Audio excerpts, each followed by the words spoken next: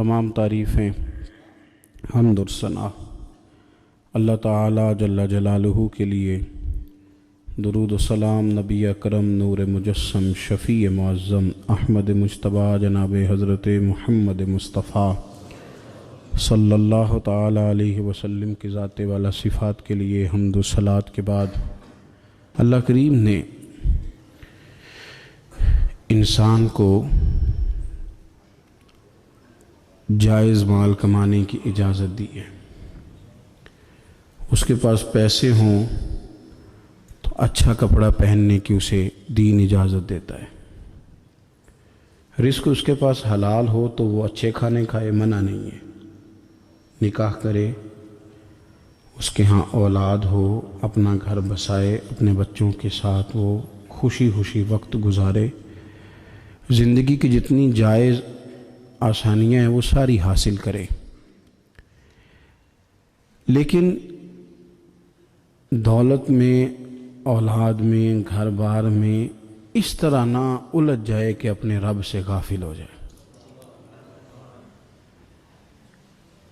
انسان سے مجبوری میں کوئی کام ہو جائے تو وہ تو معاف ہوتا ہے، لیکن وہ کہے کہ میں بھول گیا تھا، میرا دھیان نہیں رہا تھا، مجھے یاد نہیں رہا تھا، تو یہ غفلت ہے۔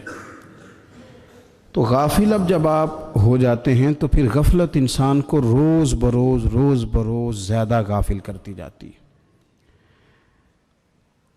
مال کماتے کماتے مقصد مال نہیں بنانا، دولت حاصل کرتے کرتے محبت دولت کی نہیں دل میں پیدا کرنی، بال بچے، گھر بار، مکان، اس کے پیچھے بھاگتے بھاگتے ایسا نہ ہو کہ پلٹ کر دیکھیں تو ہمارا بہت سا روحانی، فکری اور ذہنی نقصان ہو چکا ہو۔ بہت سارے لوگ ہم میں سے ایسے ہیں جو الحمدللہ مقصود نہیں دولت کو بناتے، جن کا مقصود رزق حلال ضرور ہے لیکن وہ اس کو اپنے ذہن پہ سوار نہیں کرتے، صرف دولت کی ہو کے زندہ نہیں ہیں، وہ اللہ کے بندے بن کے زندہ ہیں، رسول اللہ صلی اللہ علیہ وسلم کے غلام بن کے فخر محسوس کرتے ہیں۔ دولت کی طرف جتنی زیادہ ہماری توجہ ہو گئی ہے اور مال کی جانب جتنا زیادہ ہمارا ذہن ہو گیا ہے، سارے رشتے مال میں تلنے لگ گئے ہیں، ہر چیز کو اسی عینک سے دیکھا جانے لگا ہے۔ اللہ تعالیٰ نے قرآن مجید میں ارشاد فرمایا کہ یا ایھا الذین آمنوا لا تلہکم اموالکم ولا اولادکم عن ذکر اللہ، اے ایمان والو، تمہارا مال اور تمہاری اولاد تمہیں اللہ کے ذکر سے کہیں غافل نہ کر دے۔ اولاد بھی تمہاری ہے، مال بھی تمہارا ہی ہے، رہے گا بھی تمہارے پاس، لیکن اس کی موجودگی میں غافل نہ ہو جانا، غافلوں جیسی زندگی نہ بتانا۔ جو لوگ سڑک کو منزل بنا لیتے ہیں وہ رستے میں رہ جاتے ہیں۔ سڑک جو ہوتی ہے وہ راستہ ہوتی ہے، منزل نہیں ہوتی۔ یہ جو رزق ہے، دولت ہے، مال ہے، اولاد ہے، یہ تو سارا رستہ ہے اللہ کی طرف جانے کا، کہ تھوڑا سا رزق حلال کمائیں، کمر سیدھی ہو جائے اور پھر ہم اپنے رب کریم کی عبادت کریں۔ ہم رزق حلال کمائیں تاکہ ہم ہاتھ پھیلانے سے بچیں اور ہم اللہ کے بندوں کی ضروریات کا خیال کریں، دین کے کاموں میں اپنے آپ کو مشغول کریں، کچھ نہ کچھ اپنا حصہ پیش کریں۔ یہ مقصود تھا، یہ منزل نہیں، یہ تو صرف ایک رستہ تھا۔ ہم نے اب کیا کیا ہے کہ یہی چیز ہماری منزل بن کے رہ گئی ہے۔ رات پیسے گننا، سویرے اٹھ کے پھر گننا شروع کر دینا، پیسوں میں رشتوں کو تولنا، پیسے کے ساتھ ہی اپنے آپ کو ہر وقت لگائے رکھنا، الجھ کے رہ گئے ہیں لوگ، الجھ کے، اور پھر کوئی بندہ جیت نہیں رہا۔ ہمارے دادا بھی یہی کہتے تھے کہ کچھ پیسے کمانے ہیں تاکہ بچے پال لوں، یہ کہتے کہتے چلے گئے۔ ہمارے ابا بھی یہی کہتے تھے، پھر اس کے بعد ہم نے بھی یہی بولی بولنی شروع کر دی ہے، تو جیتا تو کوئی بھی نہیں، جیتا تو کوئی بھی نہیں۔ مال کو ضرور حاصل کریں۔ حضرت بہاءالحق نقشبند بخاری رحمۃ اللہ علیہ فرماتے ہیں، میں نے نا مینا کے میدان میں ایک نوجوان دیکھا جو لاکھوں کا کاروبار کر رہا تھا، لاکھوں کا، دیناروں کا کاروبار کرتا تھا، سونے چاندی ہیرے جواہرات کا کام کرتا تھا، لیکن فرماتے میں نے اس کے دل پہ نظر ڈالی، لاکھوں کا کام کرتا تھا پر اس کا دل ایک منٹ کے لیے بھی اپنے رب کی یاد سے غافل نہیں تھا۔ ہر وقت اس کا دل اپنے مالک کی یاد میں مصروف تھا، ہر وقت۔ ارشاد فرماتے ہیں کہ میرا شروع میں اس کے بارے میں گمان یہ تھا کہ دیکھو یہ شخص کیا کر رہا ہے، پیسہ کما رہا ہے، دولت کے چکر میں پڑا ہوا ہے۔ فرماتے ہیں کہ پھر میں نے ایک اور منظر دیکھا، ایک اور رنگ میں نے دیکھا کہ وہ کما رہا تھا، اور پھر اختتام حج پہ میں نے دیکھا کہ جو کمایا تھا سارا اللہ کے بندوں پہ خرچ کر رہا تھا۔ آپ اور میں، ہم نے دیکھنا صرف یہ ہے کہ کہیں ایسا تو نہیں ہے کہ دولت میں الجھ گئے۔ بہت سارے لوگوں نے یہ کہا تھا، ہم سنتے تھے جب کوئی آدمی جانے لگتا تھا نا پردیس پیسہ کمانے کے لیے، تو وہ کہا کرتا تھا کہ میں ملک سے باہر جا رہا ہوں، 2 4 5 سال لگا کے آؤں گا، واپس آ کے پھر یہاں میں نے کوئی کام کرنا ہے، تھوڑے سے پیسے کماؤں تاکہ یہاں نہ پھر میرا سلسلہ کوئی بن جائے۔ وہ 3 سال لگانے گئے تھے پر 30 گزر گئے ہیں، لوٹ کے واپس کوئی نہیں آئے۔ وہ 4 سال کا کہہ کے گئے تھے پر سال 40 ہو گئے، لوٹے نہیں۔ کیوں نہیں لوٹے؟ اس لیے کہ پہلے مفاد چھوٹا تھا، خیال یہ تھا کہ تھوڑے سے پیسے آ جائیں گے، بچوں کا خرچہ چلنے لگ جائے، فیسیں پوری ہونے لگ جائیں، اور مجھے کسی سے مانگنا نہ پڑے، تو بس پھر میں کامیاب ہوں۔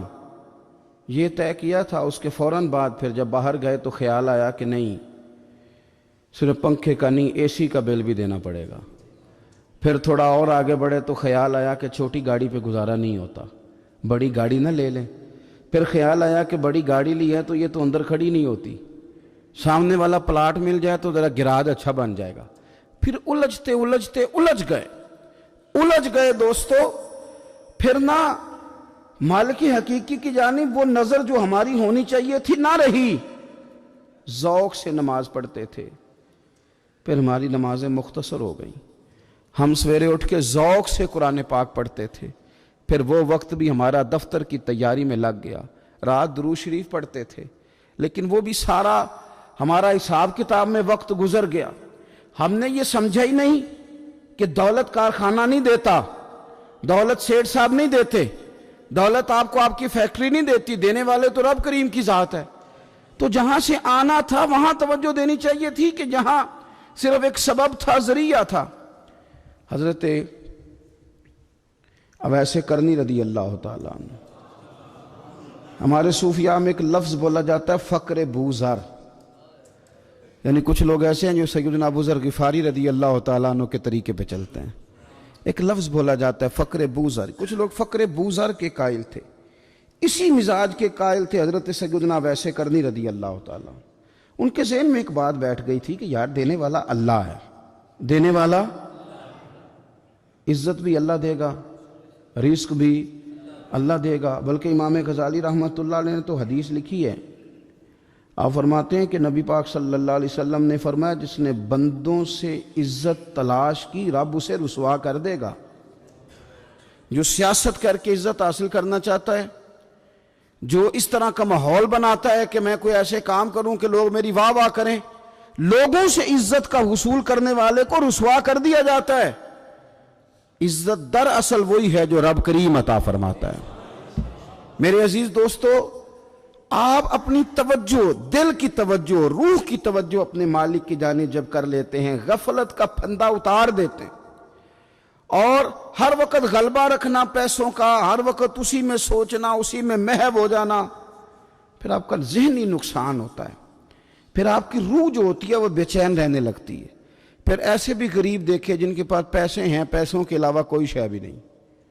پھر ایسے بھی تنگ دست دیکھے کہ جن کے پاس جائیدادیں بڑی ہیں پر ان کے پاس رات کو سکون سے سونے کے لیے وقت کوئی نہیں۔ عزیز بھائی، حضرت اویس کرنی رضی اللہ تعالیٰ عنہ کی ملاقات ہو گئی حضرت حرم بن حیان کے ساتھ، یہ بھی تابعی ہیں۔ تو حضرت حرم بن حیان رحمۃ اللہ علیہ کہتے ہیں، یہ نا ہم تو خیر بڑی ساری باتیں سنتے ہیں تو نصیحت نہیں نہ حاصل کرتے، ویسے بھی یہ دور تقریریں کرنے، تقریریں سننے کا ہے۔ جو عمل کرنے والے لوگ تھے ان کا کیا طریقہ تھا کہ وہ 1 2 جملے کافی تھا، علم و بس کری او یار او ایک کو یرف تینوں درکار، جملہ ایک بھی تیرے لیے کافی ہے، لیکن شرط یہ ہے کہ تو عمل کا ارادہ رکھتا ہو، تیرا خیال ہو کہ عمل کرنا ہے۔ وہ لوگ نا مختصر سی باتیں کرتے، مختصر سی نصیحتیں کرتے، لیکن وہ عکس جلدی کرتے، اس میں سے اپنے لیے خیر جلدی تلاش کرتے۔ حضرت حرم بن حیان کی ملاقات ہوئی حضرت اویس کرنی رضی اللہ تعالیٰ عنہ کے ساتھ، تو حضرت حرم بن حیان کہتے ہیں میں نے عرض کی حضور میں کسی ملک میں جا کے رہنا چاہتا ہوں، کہیں سکونت اختیار کرنا چاہتا ہوں، یہاں سے ہجرت کرنا چاہتا ہوں، تو مجھے کوئی آپ مشورہ دے میں کہاں جاؤں؟ تو فرماتے ہیں کہ میں نے جب یہ سوال کیا تو حضرت اویس کرنی نے مجھے اشارہ دیا، فرمانے لگے ملک شام چلا جا۔ کہتے میں نے اگلا سوال کیا حضور وہاں جا کے کاروبار کیا کروں گا، رہوں گا کیسے، کھاؤں گا کہاں سے؟ تو فرماتے ہیں حضرت اویس کرنی نے رومال اٹھایا، کندھے پہ رکھا اور چلنے لگے۔ میں نے کہا حضور آپ نے سوال کا جواب ہی نہیں دیا۔ تو فرمانے لگے جس دل کو ابھی تک یہی یقین نہیں آیا کہ روزی کون دیتا ہے، اسے میں نصیحت کیا کروں؟ میں تجھے نصیحت کروں جسے آج تک یہی نہیں پتا کہ روزی کون دیتا ہے؟ تو ابھی تک اپنے دل کو پکا ہی نہیں کر پایا کہ روزی رب دیتا ہے؟ او خدا کے بندے کیا نصیحت کروں تجھے، تو ابھی تک یہاں اڑا ہوا ہے۔ تیرا جو توکل ہے وہ مضبوط ہونا چاہیے، تیرا بھروسہ اپنے رب کی ذات۔ تو غافل ہو گیا اللہ سے، تو نے اسباب پر بھروسہ سارا کرنا شروع کر دیا۔ اسباب اختیار کیے جاتے ہیں، بھروسہ رب کریم پہ کیا جاتا ہے۔ ہماری جو غفلت ہے نا وہ بھلا کیوں ہوئی ہے؟ وہ اس لیے ہوئی ہے کہ پیسے کسی کو بھی برے نہیں لگتے، پتہ نہیں ان میں کیا کشش ہے۔ یہ نہ آپ کسی جگہ بھی ان کا نام لے لیتے ہیں، یہ کسی جگہ بھی آ جاتے ہیں تو یہ برے لگتے ہی نہیں۔ یہ جناب بڑی بڑی فقیری کا دعویٰ کرنے والے اور لوگوں کو طریقت اور تصوف کا درس دینے والے، ان کو بھی اچھے لگتے ہیں۔ یہ تو جناب جو لوگوں کو کہہ رہے ہیں فقیر ہو جاؤ فقیر ہو جاؤ، وہ خود امیر ہوتے جا رہے ہیں۔ یہ پتہ نہیں ان میں کیا ایسا خاص۔ ہمارے ایک استاد تھے تو مزاج میں بڑی ظرافت تھی، حالانکہ بڑے اللہ والے بندے تھے، تو بات بڑی وہ دل لگی کی کیا کرتے تھے۔ تو ایک دن ہم نے پوچھا استاد جی خوشبو کون سی اچھی لگتی ہے؟ کہنے لگے بیٹا جو پیسوں میں سے آتی ہے وہ مجھے بڑی اچھی لگتی ہے، اس لیے کہ ملتے کم ہیں۔ ہمارا نا جب اس طرح کا ذوق بن جاتا ہے نا، آپ مزاج بنا لیتے ہیں پیسوں کا۔ لوگ سمجھتے ہیں کہ غریبی کا ڈر شاید زیادہ ڈر ہے، لیکن کبھی آپ دروازہ رسول پہ جائیں نا تو حضور نے تو کوئی اور ڈر بیان کیا ہے۔ حضرت ابو عبیدہ بن جراح رضی اللہ تعالیٰ عنہ بحرین سے نا مال لے کے آئے بہت سارا، حضور نے بھیجا، جزیہ لینے گئے یا مال غنیمت کا کچھ مال تھا، آپ لے کے مسجد میں آئے تو لوگوں کو پتہ چل گیا کہ آج مال آیا ہے۔ اب سب کو حصہ ملتا تھا اس میں سے، بدریوں کو زیادہ ملتا تھا، باقی لوگوں کو بھی ملتا تھا۔ تو فجر کی نماز کے بعد لوگ گھروں کو جایا کرتے تھے، لیکن آج پتہ چلا نا مال آیا ہے۔ تو یہ سیاستہ میں حدیث موجود ہے، سب لوگ مسجد میں بیٹھے رہے۔ حضور علیہ السلام نے فرمایا تمہیں پتہ چل گیا مال آیا ہے؟ عرض کی حضور ہاں۔ فرمایا تمہیں بانٹنے لگے ہیں، دینے لگے ہیں۔ ہم نا غریبی سے ڈرتے ہیں، ہم اپنے بچوں کے لیے دعا کرتے ہیں ان پہ غربت نہ آئے، ہم اپنے بہن بھائیوں کے لیے دعا کرتے ہیں ان پہ غربت نہ آئے، کرنی چاہیے۔ لیکن ذرا اس حدیث کے مفہوم کو بھی دیکھیے گا۔ نبی پاک صلی اللہ تعالیٰ علیہ وآلہ وسلم نے فرمایا تمہیں دینے لگے ہیں، مال آ گیا ہے، لیکن میرے قریب نے اپنی امت کے لیے جس چیز کا ڈر محسوس کیا وہ کیا ہے، حضور کے دل میں کس چیز کا خدشہ تھا وہ کیا ہے، بیان کیا۔ حضور فرمانے لگے لوگو مجھے تم پر غربت کا ڈر نہیں، یہ ڈر نہیں کہ تم غریب ہو جاؤ گے، بلکہ مجھے تو ڈر ہے کہ تم پر دولت پھیلا دی جائے گی، تم زیادہ مالدار ہو جاؤ گے۔ خوف غریبی کا نہیں، خوف تمہارے مال کا ہے۔ اور حضور فرماتے ہیں کہ پھر تم انہی باتوں میں مبتلا ہو جاؤ گے جن میں پرانی امتیں مبتلا ہوئی تھی، اور جب وہ اللہ کی نافرمانی میں مبتلا ہوئی تھی تو پھر وہ ہلاک کر دی گئی تھی۔ مجھے ڈر ہے، مجھے ڈر ہے۔ ہاں جہاں دولت آتی ہے وہاں سستی بھی آتی ہے، جہاں دولت آتی ہے وہاں معاذ اللہ عیاشی بھی آتی ہے، جہاں دولت زیادہ آ جاتی ہے وہاں پھر لوگ ہر چیز کو دولت میں تولنے لگتے ہیں۔ جہاں دولت زیادہ آتی ہے میرے بھائی، پھر لوگ سمجھتے ہیں کہ ہر چیز میں خرید لوں گا، پھر لوگوں کے ذہنوں کے اندر اس طرح کا فطور آتا ہے۔ حضور نے فرمایا مجھے ڈر ہے تمہارے دولت مند ہونے کا، ڈر ہے دولت مند ہونے کا۔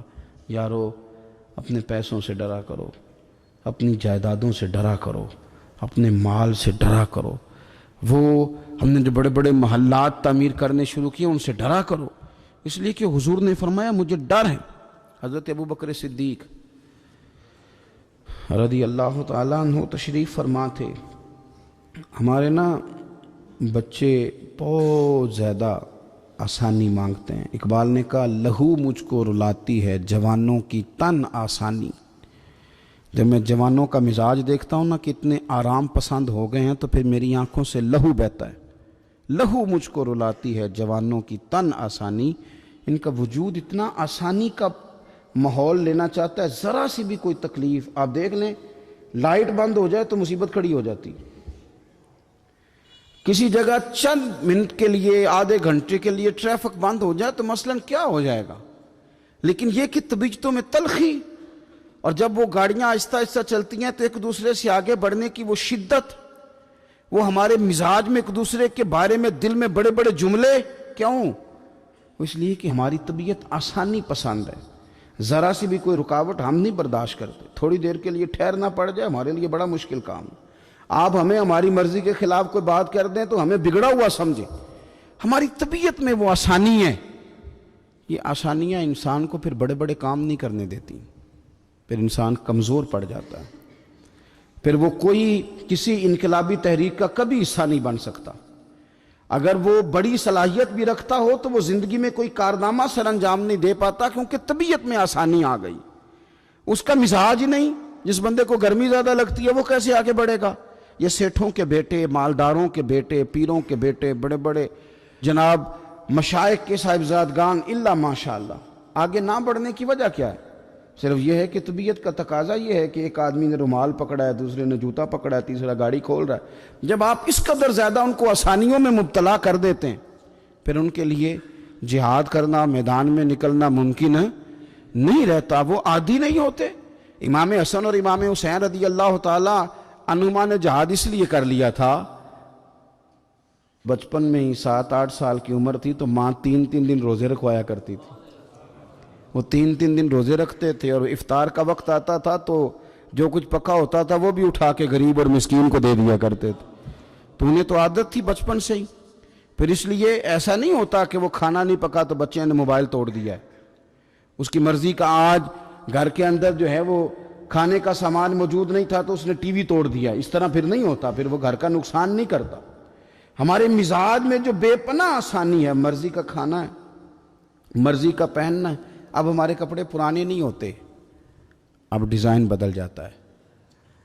اب وہ کہاں چونکوں میں وہ لوگ بیٹھے ہیں جو جوتیاں گانٹھا کرتے تھے، اب کہاں وہ وقت گیا کہ جب توڑے میں ڈال کے سارے گھر کے جوتے لے جائے جاتے تھے اور ان کو گانٹھا جاتا تھا۔ شادی کا موقع اور خاندان کی شادی کا موقع، لیکن گھر کے سب لوگ جوتا پالش کروا کے ڈالتے تھے، نیا نہیں خریدتے تھے۔ اب تو جوتے پہننے کا موقع ہی نہیں آتا، اتنے جوتے پڑے ہوئے ہیں، کون سا چھوڑا جائے کون سا پہنا جائے۔ یہ تن آسانی ہے، یہ غفلت میں مبتلا کر دیتی ہے، یہ غفلت میں۔ میرے رسول کریم صلی اللہ تعالی علیہ وسلم رات کو آرام کرنے کے لیے تشریف لے گئے تو حضرت بلال حبشی رضی اللہ تعالیٰ عنہ فرماتے ہیں کہ کسی صحابی نے نا آج موٹا گدا لا کے دیا، کہا حضور کی پشت اتھر پر نا میں موٹے بان کی چارپائی کے نشان دیکھتا ہوں، تو یہ گدا آج میرے کریم کے نیچے بچھاؤ، یہ بستر آرام دے۔ حضرت بلال کہتا ہے میرا بھی بڑے دنوں سے خیال تھا، میں نے وہ ڈبل کر کے نا بچھا دیا، حضور نے آرام کیا، میرے دل کو بڑی تسلی ہوئی۔ صبح محبوب تشریف لائے، فرمایا رات میرا بستر کس نے بچھایا تھا؟ عرض کی حضور میں نے بچھایا تھا۔ فرمایا اٹھا لو، آج کے بعد نہ بچھانا، مجھے تو نیند بڑی گہری آئی ہے، میرے کئی نفل رہ گئے۔ فرمایا میں تمہاری دنیا کے اندر آرام کرنے نہیں آیا، میں تو مسافر ہوں، اپنا وقت بتانے کے لیے آیا ہوں، تم نے یہ میرے لیے نیچے اتنا آرام دہ بستر کیوں بچھا دیا؟ حضور سید عالم صلی اللہ علیہ وسلم کے کمر پر موٹے بان کی چارپائی کے نشان دے کر حضرت عمر جیسا بندہ رو پڑا جو مزاجن سخت مزاج ہے، اور عرض کی حضور یہ آپ کی کیا کیفیت ہے؟ کیسر و کسرا اللہ کے دشمن اتنی آسانیوں میں اور آپ اس حال میں؟ تو حضور نے فرمایا عمر تم یہ پسند نہیں کرتے کہ دنیا میں تھوڑی سی مشکل برداشت کریں اور آخرت کی ساری عزتیں اللہ ہمیں ہی عطا فرمائے؟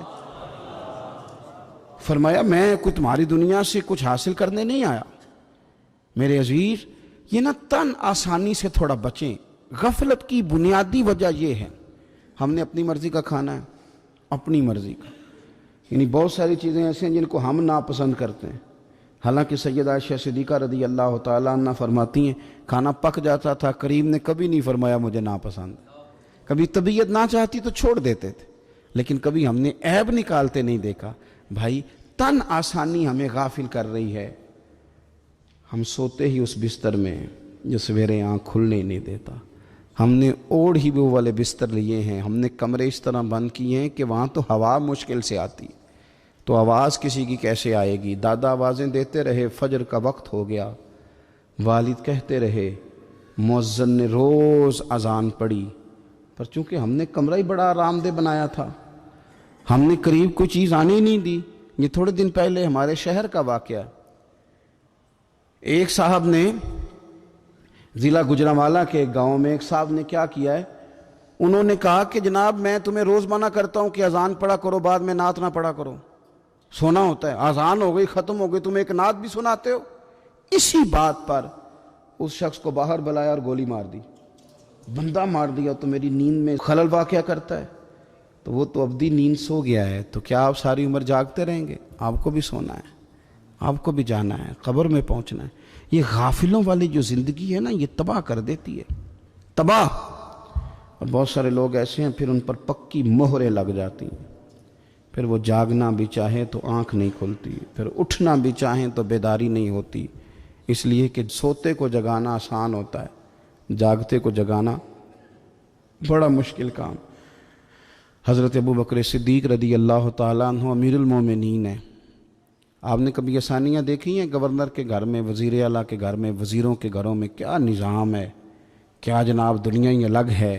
کبھی سیٹھوں نوابوں کے ہاں آپ دیکھیں کس طرح کا جناب ان کا رہن سہن ہے، بالکل دنیا ہی اور ہے۔ حضرت ابو بکر صدیق امیر المومنین ہیں، پیاس لگی تو پانی مانگا، لوگوں نے شہد ملا کے پانی پیش کیا، پانی منہ کے قریب گیا تو جناب صدیق اکبر کے بغیر کسی اختیار کے چھم چھم آنسو بہے، اتنا روئے کہ لوگ کہتے ہمیں پتہ کوئی نہیں تھا بات کیا ہے، پر ابو بکر کا رونا دیکھ کے ہمارا بھی رونا نکل گیا، پتہ نہیں تھا ہوا کیا ہے، کس وجہ سے رو رہے ہیں یہ نہیں پتا تھا، ان کو روتے دیکھا تو ہم بھی رو پڑے۔ دیر تک وہ آہیں لیتے رہے، سسکیاں بھرتے رہے، آنسو بہاتے رہے، تڑپتے رہے، لوٹ پوٹ ہوتے رہے، عجیب کیفیت ہم نے دیکھی۔ بڑی دیر کے بعد وہ سنبھلے، عرض کی امیر المومنین ہمیں بھی بتلائیے، اتنے آنسو۔ جناب صدیق اکبر رضی اللہ تعالیٰ عنہ فرمانے لگے، میں ایک دن حضور کی بارگاہ میں حاضر تھا، تو نبی کریم علیہ السلام کسی چیز کو فرما رہے تھے، ہٹ جا مجھ سے دور ہو جا، مجھ سے دور ہو جا، مجھ سے دور ہو جا۔ تو فرماتے ہیں میں نے بعد میں عرض کی حضور آپ کس چیز کو ہٹا رہے تھے؟ تو حضور فرمانے لگے میرے پاس دنیا آئی تھی، تو میں نے اسے کہا تو مجھ سے دور ہو جا، میرے قریب نہ، دور ہو جا۔ تو حضور فرماتے ہیں وہ مجھ سے چلی گئی، پر جاتی دفعہ کہہ گئی ہے کہ حضور آپ نے تو مجھے اپنے سے دور کر دیا، پر آپ کے بعد والے مجھ سے بچ نہیں سکیں گے، وہ مجھے قبول کر لیں گے، وہ مجھے بڑی بڑی سیف الماریوں میں جگہ دیں گے، وہ تجوریوں میں بھر لیں گے، وہ مجھے رکھ لیں گے، پسند کر لیں گے۔ حضور نے فرمایا تو ہٹ جا۔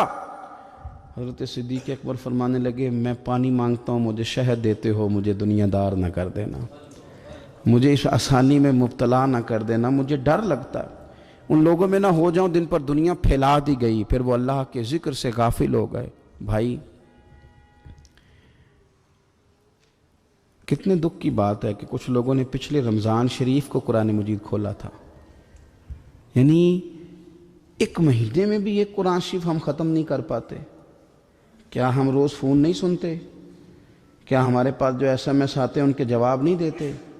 کیا ہم اپنی مرضی سے اپنی طبیعت کے مطابق نیند پوری نہیں کرتے؟ کیا ہفتے میں 1-2 دفعہ ہم باہر سے جا کے کھانا کھانے کا پلان نہیں کرتے؟ سارے کام ہم کر رہے ہیں، ٹائم نکل رہا ہے، دوستوں کے ساتھ ملاقاتیں ہو رہی ہیں، خوش گپیاں جاری، تو کیا وجہ ہے؟ قرآن پاک ہمارا مہینے میں 1 دفعہ ختم کیوں نہیں ہوتا؟ درود پاک کی مجالس ہم قائم کیوں نہیں کرتے؟ ہم کیوں نہیں اپنے آپ کو تھوڑا سا وقت دیتے؟ کیوں نہیں ہم اپنی روحانی زندگی کو آباد کرنے کے لیے تھوڑا سا آگے بڑھتے؟ کیوں نہیں وظائف پابندی سے پڑھتے؟ کیوں فجر سے تھوڑا پہلے ہماری آنکھ نہیں کھلتی؟ غافلوں والی زندگی نہ گزارے، ورنہ یاد رکھیں ہماری آنکھ اس وقت کھلتی ہے جب آنکھ بند ہونے کا وقت آ جاتا ہے۔ اس وقت آنکھ کھولیں گے تو اس کا فائدہ کوئی نہیں ہوگا۔ اب وقت ہے، اب اب وقت ہے اپنے آپ کو ذہنی طور پر تیار کریں، اپنے دل سے روز کلام کریں۔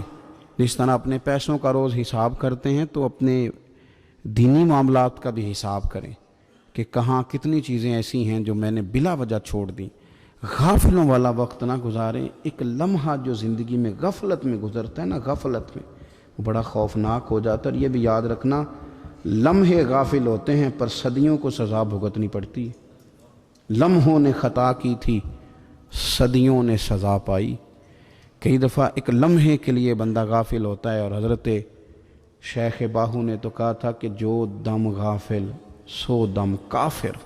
سانو تے مرشد ہو پڑھایا، ہمیں تو ہمارے بڑوں نے یہ بتایا کہ غافل نہ ہونا، جو غافل ہوتے ہیں وہ ایک دن کافر ہو جاتے ہیں۔ اپنے آپ کو تھوڑا سا لگائیں، تھوڑی سی ہمت کریں۔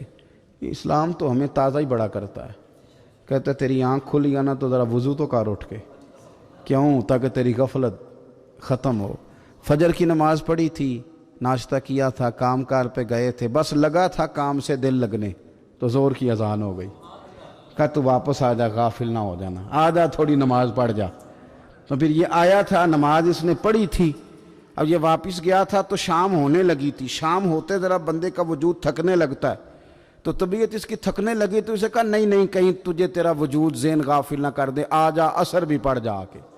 تو یہ واپس گیا تھا کہ وہ پھر غلبہ ہونے لگا تھا اس پر، تو اسے کہا کہ نہیں، دن جا رہا ہے، رات آ رہی ہے، اس کے بیچ بھی نماز پڑھ تاکہ دن رات تیری عبادت کے گواہ ہو جائیں، آ جا۔ پھر یہ سونے لگا تو اسے کہا ایسے ہی نہ سو جانا، تو عشاء پڑھ کے سو، کیا ملے گا؟